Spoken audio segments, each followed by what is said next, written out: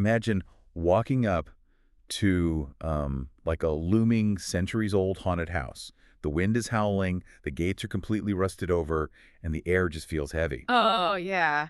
Classic Gothic setup. Right. But here's the twist. Instead of being chased through the halls by ghosts or, I don't know, monsters, you cross the threshold and slowly realize you are trapped inside a giant, uncompleted sentence. Wow. And the truly terrifying part is that you discover that you personally Right. are the punctuation mark it has been waiting for. It sounds like an absolute fever dream, honestly. It really does. It sounds like a fever dream, but today we are taking a deep dive into a stack of philosophical fragments surrounding the ancient Adarim tongue. And in this language, that nightmare is literally just basic grammar. Yeah, it's kind of just how their world works. Exactly. So, okay, let's unpack this. Because the idea that a language can literally act as the physical architecture of a house is just wild to me. How does a house even function as a sentence? Well, to understand Adarim grammar, we first have to shift how we view our environment entirely. Because for us, language is descriptive, right? Right. We use words as labels. Exactly. We use labels to point at things that already exist. But in the Adarim tradition, language is constitutive. It doesn't describe reality.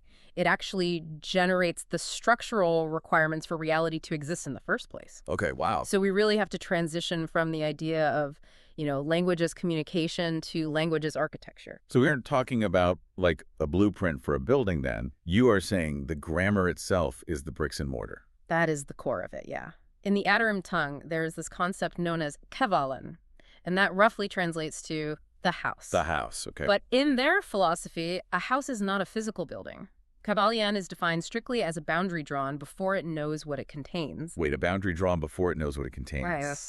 That implies like intent without identity, like setting a trap in the woods and just waiting to see what wanders into it. That is a really great way to look at it. The house is essentially a contract that precedes its signatories. Right. In this grammatical structure, every single room you walk into is a distinct clause of that contract, and every threshold you cross acts as a conjugation linking those clauses together. Okay, I'm with you. And what's crucial to understand here is that the Adarim language operates heavily on constrained language, negation, and apophatic structures. Apophatic meaning describing things by what they are not. Right. Yes. Like, defining a shadow not by the darkness, but by the absence of light. Spot on. It's about carving out conceptual space by exclusion. So the house defines itself by the boundary it creates against the outside world. It is quite literally an architecture of limits. That's fascinating. And there is a narrative in our sources for this deep dive that illustrates this perfectly, centered around a place called the Manor of Gloaming Rock. Oh, man. This story is just a masterclass in atmospheric dread. It really is. So for you listening, basically, an heir returns to this crumbling manor perched right on a cliff. Yeah. And the whole place is practically drowning in the sea's influence. Yeah, the imagery is so intense. It's so vivid. Yeah. The text describes salt crusting the foundation like coral devouring a hull, blistering the walls into hoarfrost. And in Adarim, the word for salt is zalur.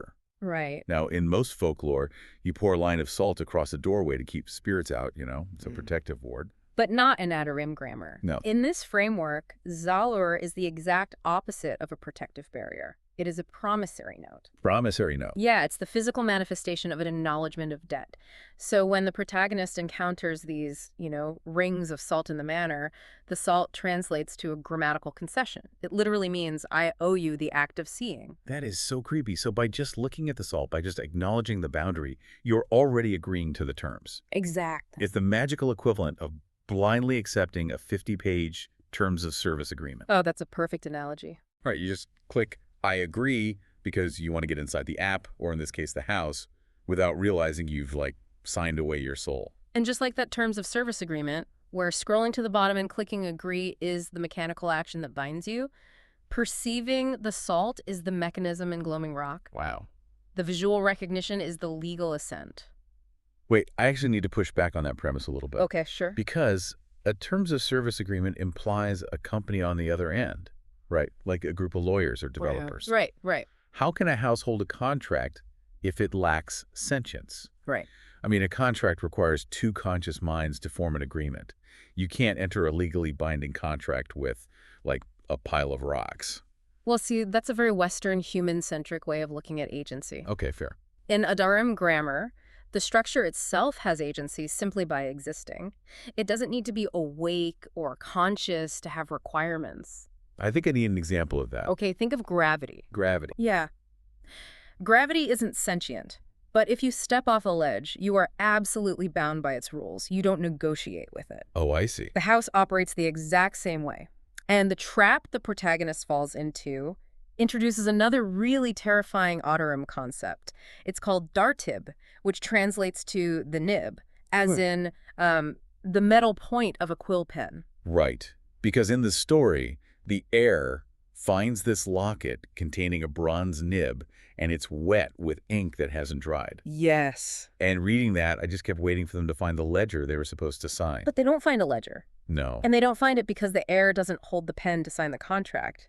In Adreman grammar, the heir becomes the signature. They don't sign the contract, they are the signature. Exactly. The text actually calls them the unhealed grammatical wound that keeps the clause active, Wrong. which is just such a brutal phrase. It really is. And it completely flips our standard understanding of ownership and inheritance. Yeah, totally. Because we think of an heir as someone who receives property, someone who gains dominion over a house. You inherit an estate, you own it. Right. You're the boss now. But in Adarim, you do not own the house. The house's grammatical structure owns you. You are simply the ink it requires to keep its sentences from ending. So the legacy isn't wealth or land at all. The legacy is serving as the active verb in a sentence you never even wanted to write. Precisely. You know, that makes me think of certain family dynamics or even like corporate structures. Have you ever stepped into a role at work? Maybe you replace someone who just left and you quickly realize the company structure is just using you to keep its own engine running? Oh, absolutely. Like you don't own the role, the structure demands the role be filled, Yeah. and it owns you. That is a brilliant way to frame it. You step into a pre-existing clause. And this points us toward the most suspenseful aspect of this whole deep dive, really. Oh yeah, let's get into it. Because if the heir is just the ink, the active verb keeping things moving, well, a sentence still needs to end. Something else has to be the period at the end of that sentence. What finishes the thought? What actually completes the sentence? And this brings us to the climax of the Gloaming Rock narrative, which centers around a concept called the Surat Uros, Yes. the 13th Guest. This is such a pivotal term in Odorim philosophy. And it's where the story completely blew my mind. Because when you read a Gothic story about a haunted house, and they mention a quote-unquote 13th guest, you immediately assume it's a demon. Or vampire, yeah. Right, or the ghost of a murdered ancestor coming for revenge or something. Yeah. But the source text pulls the rug right out from under you. Yeah. The 13th guest is not a monster. No, it's not. It is a grammatical necessity. It's described as contingency incarnate, the witness who is always already there. Right. And to understand what a grammatical necessity looks like in practice, we have to look at the ritual described in the text. Okay, set the scene for us. So the protagonist is summoned to a masked funeral dance in the manor's ballroom, and the instructions they receive are incredibly specific. Very weird instructions, yeah. They have to wear only velvet because, quote, it silently witnesses betrayal. They must wear a white glove on the left hand, leaving the right bare for deeds the music will not name. So creepy. And they have to wear a mask so the dead cannot learn the contours of the living. Right. So they walk into this ballroom where the chandeliers are literally bleeding wax. The mirrors are all veiled in dread, and there are 12 masked dancers slowly waltzing around a coffin in the center of the room. Yeah. But the coffin doesn't hold a body. The text says it fills with ink, like viscous and noxic ink, rising like the tide in a grave, waiting for a name. And those 12 dancers are absolutely crucial to the grammar of the ritual. How so? Well, in Nadarm's syntax, 12 guests represent an open clause. They wheel the perimeter, keeping the sentence suspended, keeping the tension alive. They basically leave the contract of the house open. Okay, I see. The 13th guest is the one who closes it. They seal the contract with an echo. The 13th is the punctuation mark that makes the sentence binding. So when the 13th chime strikes on the clock and the guest finally arrives, they aren't there to attack the protagonist at all. No, not physically. They're just there to complete the syntax of the room. The room demands they exist. You're hitting on something really crucial here. What the Adarim language is teaching us is actually a radical lesson about structuralism. Okay, say more about that. In their philosophy, certain roles are constitutive of a situation. Think about the game of chess, for example. Okay. A piece of carved wood is only a king or a knight because of the rules governing the board. Right. Without the rules of the board, it's literally just a piece of wood. Exactly. The structure of the game constitutes the identity of the pieces. Now, apply that to the manor. Oh, I see where you're going. You cannot understand the concept of a house without the pre-existing concept of a guest. If a structure never has a guest, if it never receives anyone, it's just a sealed box. Right. The act of receiving a guest is what makes it a house. The house creates the space for the guest, and the arrival of the guest validates the existence of the house. One literally cannot exist without the other. They mutually define each other's reality. That is so deep. Mm-hmm. And it really circles back to what we were talking about earlier with workplaces and families, doesn't it? It really does. We step into these invisible architectures every day. Friend groups, social hierarchies, even marriages. And we automatically fulfill the grammatical roles those structures require to keep functioning. Yes. We become the employee, the peacemaker, the rebel. We become the punctuation marks, keeping those social contracts active. So, I mean, are we all just walking around acting as grammatical necessities in other people's sentences? That is the exact implication. Yeah, we do this every single day without even realizing it. And there's this profound Adarum fragment in our sources that addresses the psychological toll of this directly. Hell, let's hear it. It says, Ian laman dar inikril merimem tana inum. And what does that mean? It translates to, the path of the mind breaks, you do not. The path of the mind breaks. You do not. Wow. Yeah. We get so deeply caught up in the labels and the roles we play that we begin to think those labels are us. We forget that they're just, grammatical structures imposed upon us by the houses we've walked into. That is so true. Think about when you leave a long-term job or when a major relationship ends. The structure collapses, and for a moment, you feel like you've completely lost your identity. Right, because you don't know who you are without that context. Exactly. You think a mind break, a loss of identity is the end of the self. But the Adarams say no. The path breaks, the sentence ends, but you remain. You outlast the grammar. That is incredibly empowering, actually. Yeah. But also terrifying. Oh, definitely terrifying. Because it implies that to find out who you actually are, you have to intentionally break the path. You have to end the sentence yourself. Yes, you do. Which leads us perfectly to the final act of the Gloaming Rock story.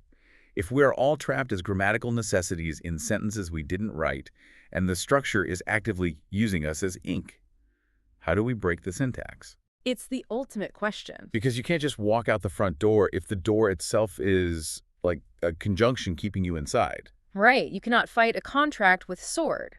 And you certainly can't run from an architecture that alters reality to keep you inside it. So what do? You can only escape by finding a flaw in its grammar. And in the Adarum tradition, that flaw is found in the mir osulan, the mirror. The mirror. And the mirrors in this story are deeply unsettling from the very beginning. Oh, they are everywhere. Early on, they are veiled with cloth because they, quote, echo presences the room itself denies. But during the climax, the protagonist realizes they can't win the dance. The 12 dancers are spinning, the ink in the coffin is waiting for their name to finalize the clause. The pressure is completely on. So they look into a fractured mirror in the ballroom, and they use the ultimate loophole, the backward name. Yes. And to understand why this works, we have to look at how the Adarum view reflections. In Western traditions, a mirror is often seen as a reflection of truth, or perhaps, a magical portal to another world. Right, like Alice in Wonderland. Exactly. But in Adarum, mir osulan is a structural lacuna. A lacuna is a gap, right, like a missing piece of text in an ancient manuscript. Yes, exactly. A mirror is an illusion of space that isn't actually there. It's a grammatical void.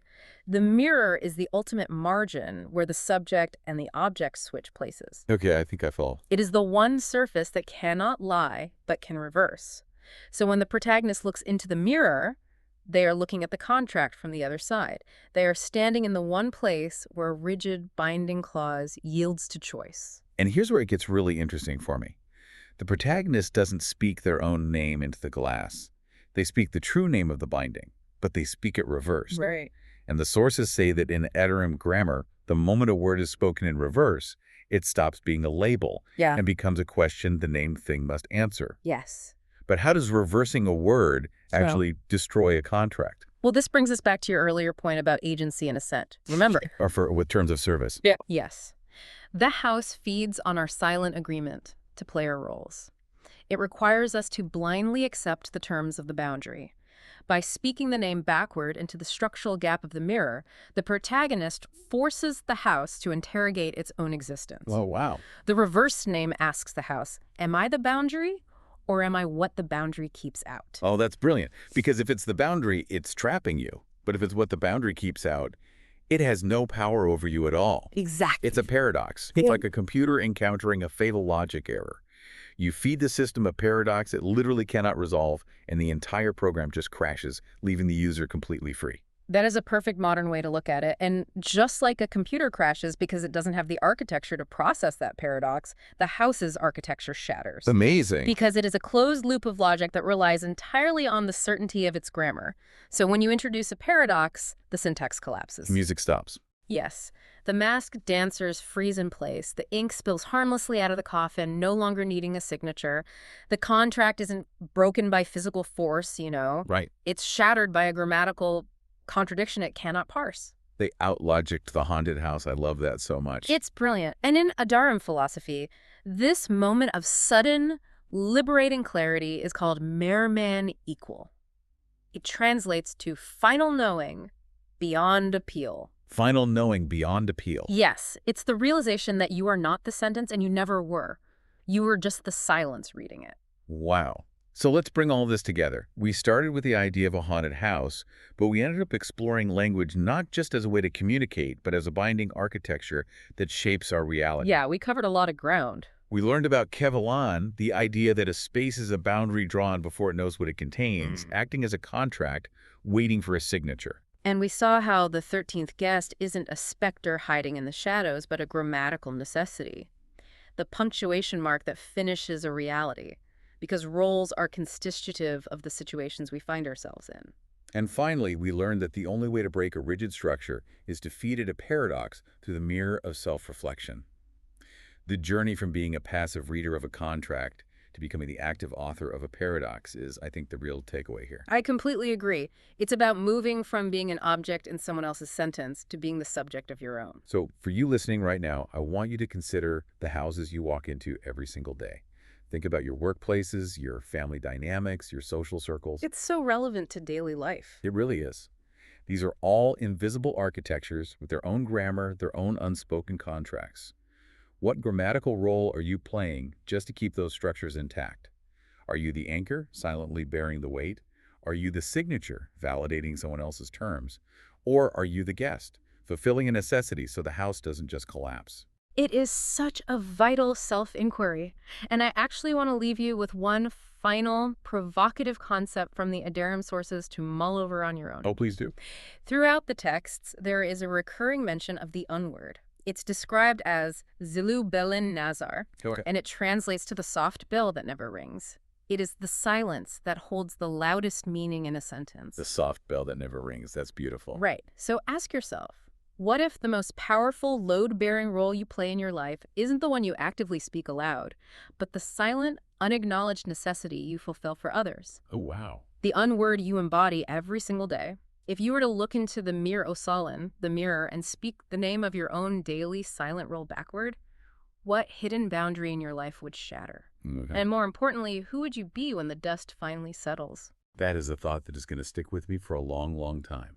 Thank you for joining us on this deep dive into the Adaram tongue. Keep questioning the sentences you find yourself written into. And remember, just because you walked into the house doesn't mean you have to be its punctuation. Until next time.